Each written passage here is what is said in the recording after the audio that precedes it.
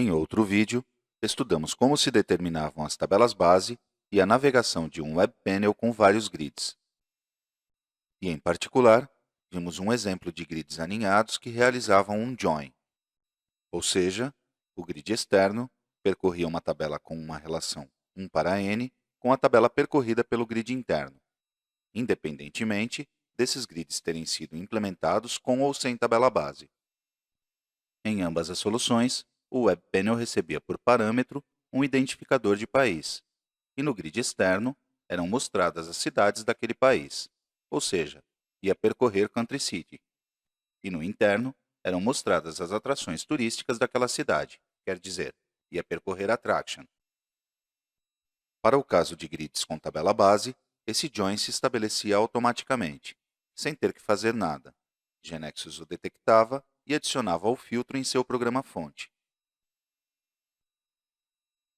Em vez disso, para o caso de grids sem tabela base, tínhamos que especificá-lo no foreach que implementávamos para carregar o grid aninhado. E apenas filtrávamos por cidade, porque o filtro por país já estava implícito por recebê-lo por parâmetro no atributo Country ID. Aqui, temos o Web Panel com ambos os grids com tabela base. Adicionamos uma ação no pattern WorkWith de países para invocar este Web Panel. Se escolhemos França, aqui vemos as atrações de Paris e as de Nice, que são as duas cidades que temos inseridas no sistema. Agora, vejamos o que acontece se, em vez de escolher França, escolhermos Brasil, por exemplo, que também tem duas cidades inseridas. Vemos que para a primeira, Rio de Janeiro, é mostrada uma atração turística, mas para a segunda, São Paulo, nenhuma é mostrada. Isto ocorre justamente por se tratar de um join, visto que primeiro será executado o refresh do grid externo e depois, posicionados na primeira cidade, Rio de Janeiro, será carregada no grid 1 e imediatamente será executado o refresh do grid aninhado e em seguida serão carregadas as atrações do Rio de Janeiro, que neste caso é apenas uma, o Cristo Redentor. Em seguida, passará para a próxima cidade, São Paulo. A carregará e será feito o refresh do grid aninhado. Mas quando for percorrer a tabela de atrações para carregar apenas as de São Paulo, não encontrará nenhuma. Para que sejam mostradas apenas as cidades com atrações, precisamos implementar um corte de controle, e não um join. Havíamos deixado esboçado um caso onde seria produzido um corte de controle indesejado, em vez de um join. Mas só atendemos a esse efeito ao não especificar transação base para o grid aninhado, que parecia ser Country City, mas na verdade seria Attraction. Mas não tínhamos entrado na navegação. Agora o faremos com o nosso exemplo. Necessitamos, como para o caso de uma lista, que ambos os foreachs sejam implícitos, quer dizer, provenham de grids com tabela base, ou sejam explícitos, quer dizer, provenham de grids sem tabela base, tenham a mesma tabela base, Attraction, e que o primeiro esteja de acordo com o grupo que irá realizar o corte por país-cidade. Para isso, então, basta modificar a transação base e adicionar a order ao primeiro grid. Dependerá se os grids foram implementados com ou sem tabela base para ver como fazê-lo. Comecemos pelo caso em que o Web Panel foi implementado com ambos os grids com tabela base. Neste caso, o objetivo é alcançado modificando as propriedades que vemos do grid externo por estas outras. Antes de fazer isso, vamos ao GeneXus. Vemos as propriedades de ambos os grids. O primeiro tem base trn Country City e nenhum order. O segundo tem base trn Attraction e uma order por Attraction Name. E nos eventos, vemos que foram programados os refresh e load de cada grid, apenas para inicializar e sumarizar ou contar em variáveis, as que mostrarão o total de atrações carregadas e o total de excursões, trips, nas quais essas atrações se encontram. Depois, temos eventos de usuário para chamar diversos objetos. Aqui não importam para nada. Observemos em GeoNexus a lista de navegação do Web Panel. Vemos claramente a tabela base do primeiro grid, Country City, e que filtrará pelo país recebido por parâmetro. E então, vamos para o Load aninhado, que tem como tabela base Attraction, e filtra pelo país e a cidade do grid externo. Vemos claro o Join. Observemos, além disso, que ordena o primeiro for each implícito por Country ID e o segundo por Attraction Name, para o qual informa que não há um índice.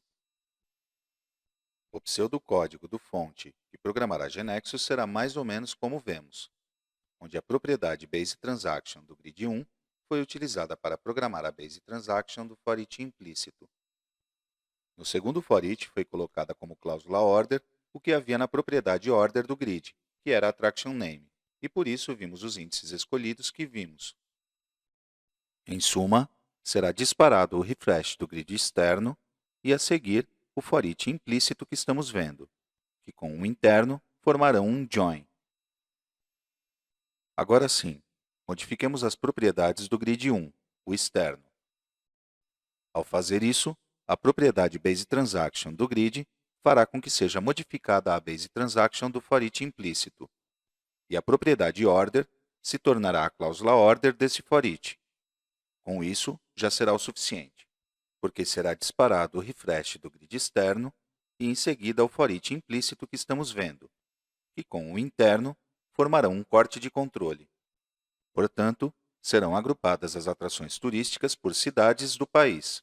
O filtro por Country ID se deve ao parâmetro.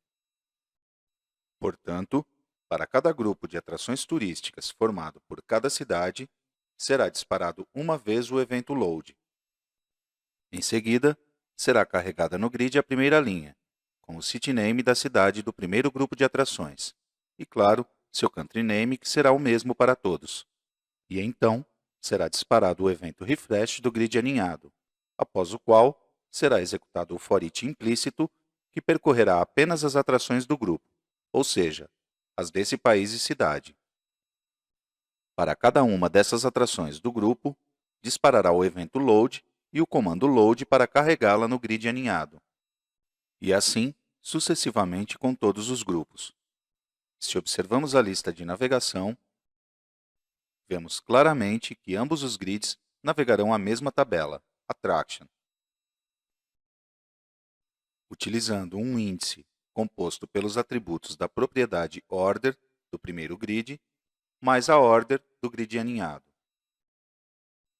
E vemos claramente que para o grid aninhado, apenas serão percorridas as atrações que correspondem ao país e cidade do primeiro grid. Se o testamos agora em execução, vemos exatamente o que queríamos. Observemos, por exemplo, China, perfeito. E se vamos para a França, neste caso, não notamos nenhuma diferença com o caso de join, mas as atrações não estão sendo corretamente contadas. Por quê? É que no grid 1, estamos utilizando a fórmula count para contar as atrações que correspondem a esse país e cidade. Isto funcionava quando a tabela base do for each era Country City, mas não agora que é Attraction. O problema com a fórmula do primeiro grid é claro na lista de navegação. Não podemos percorrer uma tabela e realizar uma agregação na mesma tabela. Para que isso funcione, teríamos que utilizar a cláusula unique, que neste caso não nos serve, pois não é suportada para cortes de controle. Nos referimos ao corte de controle entre o grid 1 e o grid 2. Portanto, poderia nos ocorrer realizar este cálculo com outro for each, implementando outro corte de controle aninhado no for each mais externo. Mas isto não nos serve. Teríamos um corte de controle dividido em duas instâncias, mas o primeiro esgotaria todas as atrações da cidade em seu percurso, e o segundo ficaria sem atrações para percorrer.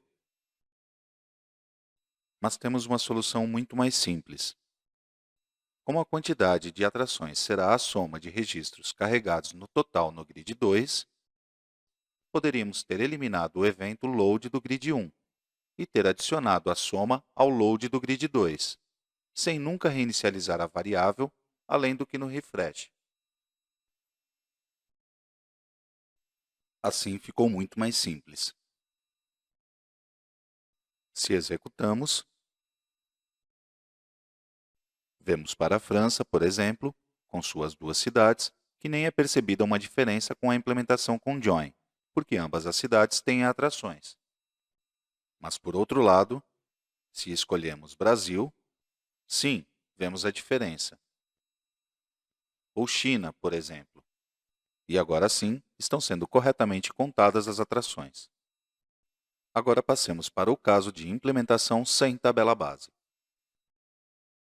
Tínhamos este Web Panel que implementava o mesmo join do início, mas sem tabelas base. Observemos que na tela temos apenas variáveis, e não há atributos nas propriedades de nenhum dos grids. Era nos eventos, onde realizávamos explicitamente a carga da base de dados. Façamos um save as para deixar este como estava, com join, e implementar o corte de controle em outro.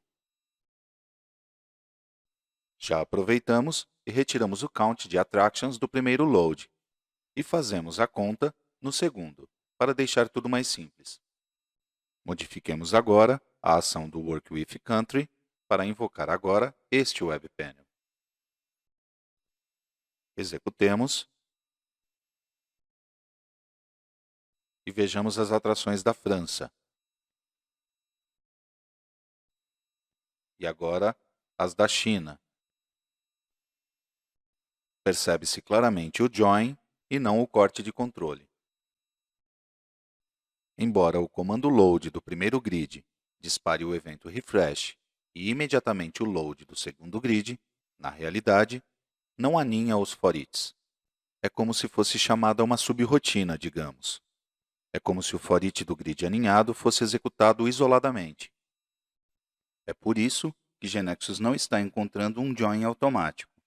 E é por isso que tivemos que filtrar explicitamente as atrações da cidade, que ficou carregada na variável cityName, que sim, foi carregada pelo evento load, que invocou o load do grid aninhado. Não tivemos que colocar também filtro por Country ID, já que é instanciado por vir no parâmetro. Tenhamos isto em mente, porque será o que fará para este caso menos evidente do que poderia parecer à primeira vista.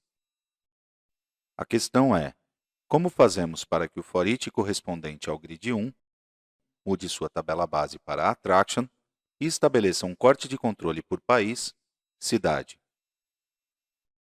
Não será adicionando base trn ou order às propriedades do grid 1, porque se o fizéssemos, transformaríamos a implementação em uma com tabela base, mas sim ao for each explícito do evento load do grid 1.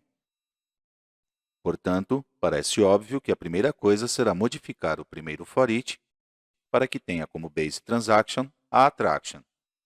E também pareceria evidente que devemos colocar cláusula order para estabelecer os critérios de agrupamento pelos quais queremos que seja estabelecido o corte de controle em relação ao for each do grid 2. No entanto, se observamos a lista de navegação, aparece algo estranho, e é que, embora cada for each aparentemente faça o que deve fazer, não escolheu como order de cada um o mesmo, para utilizar um único índice e tornar a leitura eficiente. Algo não está certo. Evidentemente, não entendeu que deverá fazer um corte de controle. E constatamos isto se executamos. Vejamos que para as atrações da França, sai duas vezes Paris, que coincide com as duas atrações de Paris que existem. Para as da China, sai três vezes Beijing. que coincide com as 3 atrações de Beijing que existem. E para Brasil, apenas uma vez, coincidindo com as atrações do Rio que existem. O que está acontecendo? Evidentemente, não está encontrando o que deve fazer um corte de controle. É que, como já antecipamos, não aninha realmente as navegações. É como se fossem 2 forites independentes, só que a partir de um é invocada a execução do outro, mas por meio de 2 consultas distintas à base de dados. Isso equivale a dizer que não podemos realmente implementar um corte de controle entre 2 grids aninhados sem tabelas base. A solução que temos no momento é utilizar, para o primeiro for each, a cláusula unique, ou seja, que da tabela attraction, se vários registros têm o mesmo país e cidade, se mantenha com apenas um deles. E para este, carregue as variáveis e execute o evento refresh e imediatamente load do grid 2, que executará seu for each como se fosse completamente independente do anterior. E é justamente por isso que desta vez sim, nos permitirá usar a cláusula unique. Se agora vemos a lista de navegação,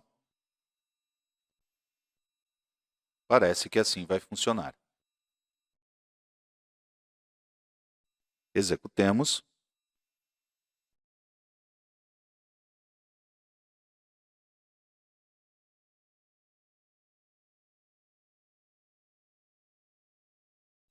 Conseguimos. Portanto, no momento, nos está sendo muito mais fácil implementar um corte de controle quando os grids têm tabela base. A rigor, somente nesse caso se tratará de um verdadeiro corte de controle.